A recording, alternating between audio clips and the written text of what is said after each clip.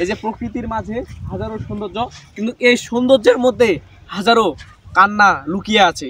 কারণ কান্না লুকিয়ে দিকে আসলে একর কি একর মাটি তারা বালা দিয়ে তুলিয়ে গেছে। আসলে জনজীবন অনেক কষ্টকর হয়ে গেছে আমাদের। সকলকে নমস্কার, আমি আছি আবারও আজকের মতো কৌশল, এবং আপনারা দেখতে পাচ্ছেন আমরা আজকে আসছি ঠিক সিংড়া ফরেস্টের পশ্চিম সাইডে। কেন আসছি?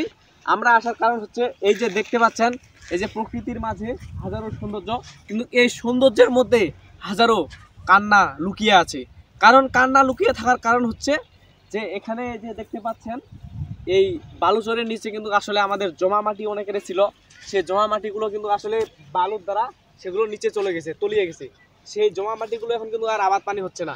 এখানে মনে করেন যে ধান চাষ হতো, এবং তার মধ্যে ভুট্টাও চাষ হতো, আরও অনেক ফসল চাষ হতো।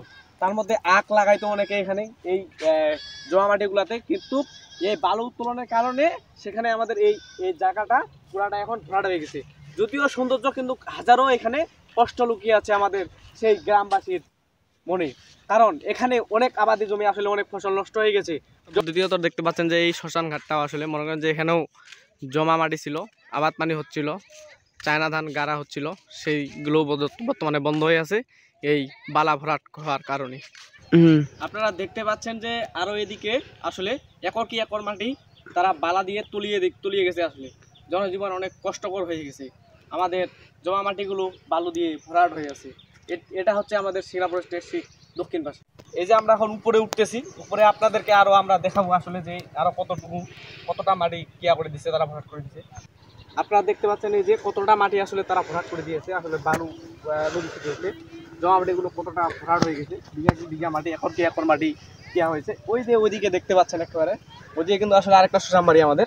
তো সেই শ্মশান বাড়ির পাশে আরো 2 বিঘা মতো মাটি হবে আবাদ। আরো অনেক ধরনের মাটি ছিল জমা মাটি, সেগুলো আসলে ভরাট হয়ে গেছে। বর্তমান সে আবাদ করে অনেকে আবার নদীর পাশে জমা মাটিগুলো আবাদ করে অনেকে খাচ্ছিল। সেই মাটিগুলো মনে করেন যে এখন ভরাট হয়ে অবস্থা খারাপ বর্তমানে কৃষকের। মনে করেন যে সেখানে আলু এবং ভুট্টা আবাদ হচ্ছিল। এবং এই ছিল আমাদের ভিডিও। সকলকে নমস্কার, এই পর্যন্ত। সকলে ভালো থাকবেন। আমাদের চ্যানেলটি অবশ্যই ফেসবুক পেজটি ফলো দিয়ে পাশে থাকবেন। সকলেই ভালো থাকবেন।